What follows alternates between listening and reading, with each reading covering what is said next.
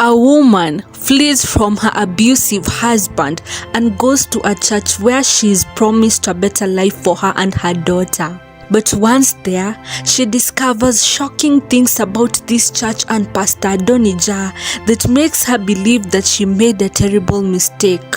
Once you enter this church's compound, you're not allowed to leave. Amani discovers the shocking truth about the 1,000 women pregnant with Pastor Adonijah's so-called holy seed. She stumbles upon secrets. Women vanish, children disappear, and the truth is buried deeper than anyone dares to dig. Will Amani find a way out before it's too late? Or will she become just another forgotten victim of a terrifying cult? Join us in this story as we find that out. Amani stood at the bus stop, holding her daughter's tiny hands. The old suitcase at her feet contained all she had left after fleeing from her abusive husband. As the bus pulled away, leaving her in a desolate place she had never known, Amani's heart pounded with uncertainty. She had no idea where to go or what to do next. All she did was pray for a miracle. As the bus station grew quieter, a van pulled up. 3 well-dressed women stepped out, their faces filled with compassion as they approached Amani. "Sister, are you all right?" one of them asked, her voice soothing. "We couldn't help but notice you and your little one here. Are you waiting for someone?" Amani hesitated, unsure whether to trust them, but their warmth and concern melted her hesitation. She explained her situation briefly, not wanting to burden strangers with her troubles. The women exchanged glances before one of them smiled brightly. "We can help you," she said. "My name is Sister Rachel, and this is Sister Gloria and Sister Angela, and we come from the beautiful church of Pastor Adonijah. Our pastor has a mission to help women like you. Come with us and you'll have a well-paying job, a place to stay, and a good life for your daughter." Amani was relieved, and with nowhere to go, she accepted their offer, not knowing that she was stepping into a nightmare. Amani and her daughter Waridi were escorted in the old van, which had 3 women, 2 with children, all looking lost as she felt. As the van drove away, Amani glanced at her daughter, who had fallen asleep at her lap. The journey took hours, winding through dense forests and along dirty roads that seemed to lead to nowhere. Amani noticed how the landscape changed, becoming more isolated with every mile. "Where exactly is this place?" Amani asked, feeling a twinge of unease. "Don't worry," Sister Rachel assured her. "It's a bit isolated, but that is to protect the vulnerable from the outside world. You'll understand when you see it." The van finally stopped in front of a tall gate guarded by men in black uniforms. The gate opened slowly, revealing a large compound surrounded by high walls. The sun had fully set by now, and the compound was lit with dim lights, casting strange shadows on the buildings. Amani could see a large church at the center, flanked by several buildings. And then suddenly, the van doors opened and a man who had been introduced as Brother Gideon stepped out, gesturing for the women to follow. Amani and the others hesitated for a moment, then they exited the van one by one. As they walked towards the entrance of the compound, another man wearing a stern expression approached them. He was tall, with a face hardened by years of service to Pastor Adonijah. Amani noticed his intense gaze as he surveyed each woman. "Welcome, sisters," he began in a voice that was as cold as it was commanding. "Before you enter, there are a few rules you must understand. In this place, worldly possessions are not allowed. You must surrender all your phone, bank cards, money, and any other items you have with you. These things are not allowed here." Amani's heart sank.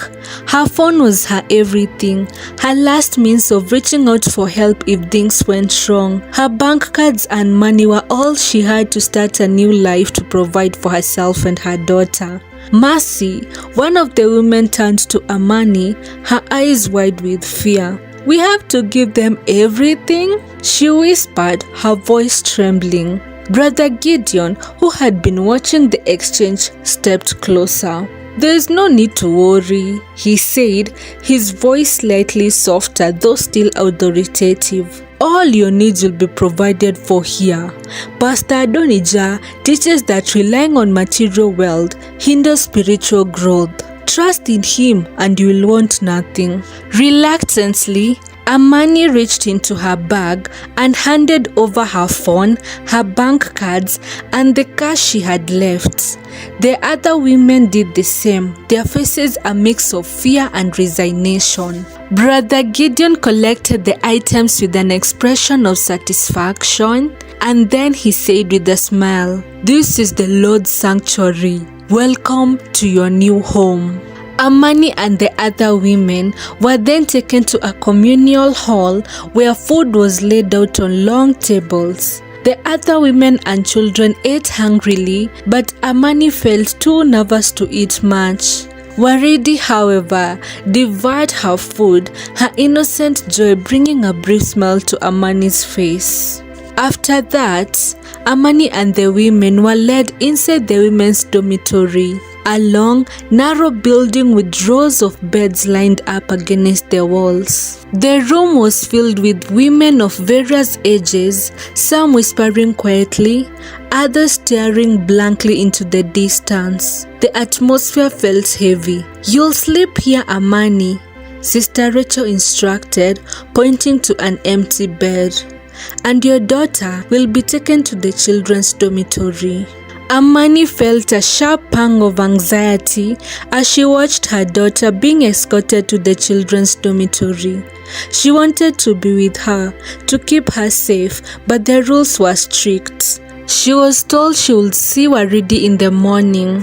As Amani lay down on the hard mattress, staring up at the ceiling, the events of the day replayed in her mind. She tried to convince herself that everything would be fine, that this was a new beginning, but deep down, a voice whispered that she had made a very terrible mistake. The next day, Amani awoke to the sound of a bell ringing. The dormitory was already buzzing with activity as women dressed in plain white gowns moved quickly, preparing for something. A stern old woman whose name was Great Sister Sarah walked around the dormitory, urging everyone to get up. "Morning prayers are in 5 minutes, don't be late," she barked. Great Sister Sarah was the eldest among all the women in the church. She had served Pastor Adonijah for years, and he trusted her, and everyone was expected to obey and respect Great Sister Sarah. Amani hurriedly dressed and followed the crowd to the church. The inside was grand with high ceilings and large windows, but it felt cold. The men were sitting in front of the church and the women after the men. Pastor Adonijah stood at the front, his presence commanding and intimidating. His voice boomed through the church as he led the prayers, calling upon the Lord's protection for the day ahead. As the prayers ended, Pastor Adonijah's gaze swept over the congregation, his eyes lingering on Amani for a moment longer than she was comfortable with. Amani quickly looked away, but the unease she had felt the night before returned stronger than ever. After the prayers, all women and men went into the dining hall for breakfast, except Pastor Adonijah, who went straight to his chambers. The smell of freshly baked bread and steaming porridge wafted through the air. The women were instructed to line up in an orderly fashion and serve the men of the compound first. The men were seated at long tables, their demeanor dignified as if their status required them to be catered to. The women moved quickly among them, placing tables of food in front of each man, ensuring that they were attended to before anyone else was allowed to eat. Amani's hands trembled slightly as she served, her eyes flickering nervously around the room. The dining area buzzed with the clinking of cutlery and sounds of men laughing happily as Amani finished serving the men their breakfast. Exhausted but relieved, Amani finally took a seat in one of the empty tables, eager to eat. She had worked hard and her stomach growled with hunger. Just as she was about to take her first bite, a sharp voice cut through the room. "Sister Amani!" shouted great sister Sarah, her voice echoing off the walls. "You cannot eat before the men have finished eating. This is a sacred rule." Amani's hand froze mid-air and she looked up in surprise. Great sister Sarah's eyes were cold and serious, clearly showing her disapproval. Amani looked around, her face flushed with embarrassment. Sister Rachel, a senior woman in the compound, quickly approached, her expression one of both shock and apology. "I am so sorry, great sister Sarah. I must have forgotten to remind Amani of the rules." Great sister Sarah turned and looked at sister Rachel. "Why have you not taught Amani the rules? This is unacceptable. Take her for a walk and explain the rules and regulations to her. It is very important that she understands her place here." Amani followed sister Rachel outside, her face full of embarrassment. They walked in silence and Rachel stopped under a large leafy tree. "Sister Amani," she began, her voice stern, "I understand that you are new here, but you must follow the rules without question. Men here come first, okay?" Amani, still confused and a bit frightened, couldn't help but ask, "Why do the men always eat first? Why are they always first? It doesn't seem fair." Sister Rachel's eyes narrowed. "Here, we do not question anything. Pastor Adonijah's ways are divine and meant to guide us. It is not for us to question, but to obey. Pastor Adonijah knows what is best for us." Amani felt a knot tighten in her stomach. She had hoped that joining this church could bring her and her daughter closer to safety, but she was now unsure. With doubts in her, Amani promised Sister Rachel that she would follow and obey all the rules. After the men had finished eating breakfast, the women were now allowed to eat. Amani thought she had seen it all until she went to the children's dormitory. The children's dormitory was separate from the main buildings and women were not allowed to go there to see their children, but Amani did not know this. Amani found her daughter sitting on a small bed playing with a few other children. Waridi's face lit up when she saw her mother and Amani's heart eased a little. An elder woman approached Amani with a gentle smile. "I am great sister Agnes. I help take care of the children here. Waridi is in safe hands." Amani smiled back, grateful for the kindness. "Thank you. I was worried." Great sister Agnes smiled with an evil smile as she said, "It's natural to worry, but Pastor Adonijah's church takes care of its own. And now, Waridi is one of Pastor Adonijah's children. She is no longer your child. Amani, we are all Pastor Adonijah's children. You shall never ever speak to Waridi again, okay? It's the rules, and Pastor Adonijah knows best." Amani left the children's dormitory confused. What did great sister Agnes mean by saying Waridi was no longer her child again? Why did this church feel like a prison? She wondered. Or maybe great sister Agnes was playing with me since I'm a newcomer. Amani thought to herself. Days turned into weeks and Amani began to learn more about Pastor Adonijah and his so-called sanctuary.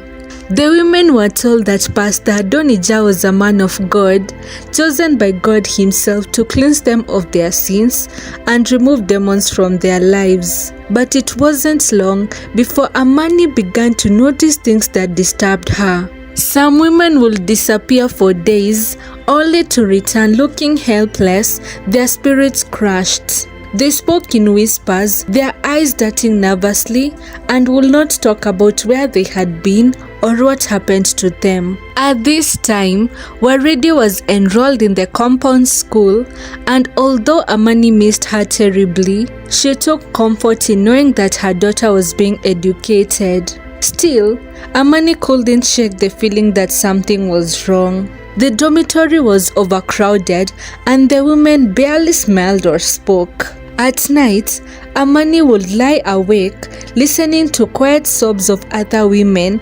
wondering what had brought them there. One night, as Amani was about to fall asleep, she heard a whisper from the bed next to her. It was a woman she had seen around but had never spoken to. "Be careful," the woman whispered. "Don't trust them."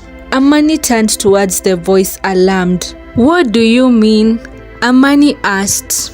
The woman hesitated, then spoke quietly. "Wait until the lights are off, and then follow me quietly." Amani felt her heart quicken, but she nodded silently. Something about the woman's warning sent a chill down her spine. She had sensed that something was off about the compound from the very beginning, and now her suspicions were about to be confirmed. Once the lights went out and the room was cloaked in darkness, the woman quietly rose from the bed and motioned for Amani to follow. Careful not to make a sound, Amani slipped out of the bed and padded softly across the room. Together, they crept through the dormitory and out into the cold night air, the only light coming from the moon hanging low in the sky. The woman, whose name was Naomi, led her to a secluded area behind the women's dormitory where a rusted trailer stood hidden from view. As they approached, Amani could hear faint sobbing coming from inside. "This is the punishment trailer," Naomi whispered, her voice shaky. "Any woman who disobeys Pastor Adonijah's rules ends up here." Amani's eyes widened in horror as they peeped through a crack in the trailer's door. Inside, several women sat huddled together, their faces drawn and defeated. Some had visible bruises, others bandaged, while others stared at the ground broken and silent. "They are punished for speaking out or trying to leave," Naomi explained. "Once you're in there, it's hard for you to come back. Most never do." Amani felt her stomach twist in fear. She had no idea that such cruelty existed within the compound. She turned to leave, but just as they were about to slip away, they heard voices approaching. Quickly, they hid behind a large bush, holding their breath as Brother Joshua and Brother Gideon approached the trailer. Their voices were low, but Amani and Naomi could still make out what they were saying. "Those women who tried to escape last night, they didn't get far," Brother Joshua said, his tone grim. "They never do," Brother Gideon replied with a cruel chuckle. "Pastor Adonijah ordered them to be buried. We can't have any troublemakers around." Amani felt a surge of panic rise in her chest.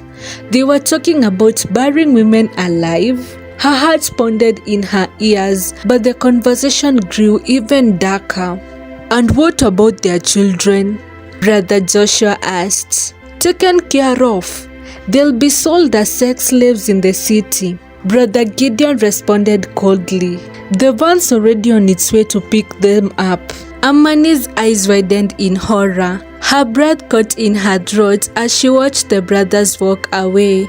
Once the men were out of sight, Amani and Naomi slightly crept after them, their bodies tense with fear. They followed at a distance, carefully not to be seen. In the distance, they saw a van parked near the children's dormitory, its engines running quietly in the night. Amani's heart shattered as she saw a group of children being led to the van, their eyes wide with confusion and fear. Among them were the children of the women who had been caught trying to escape. They were being taken away to be sold. Naomi grabbed Amani's arm, her grip tight. "This is what happens here. This is why we can't leave. They'll take your children and you'll be buried alive and disappear, just like the others." Amani stood frozen. The promise of a better life was a lie. This place was not a safe place. It was not a sanctuary, but a prison, and she was trapped. As she watched the van drive away into the night, carrying the innocent children to a fate she could hardly bear to think about, Amani knew she had to escape. But now, the stakes were higher than ever. Will Amani finally find a way to escape in this prison of a church? What else will she discover in this church full of secrets? Join us in part 2 as we find that out. And my loves, don't forget to subscribe and hit the notification bell so that you'll be notified when I drop the part 2 video. Kwaheri!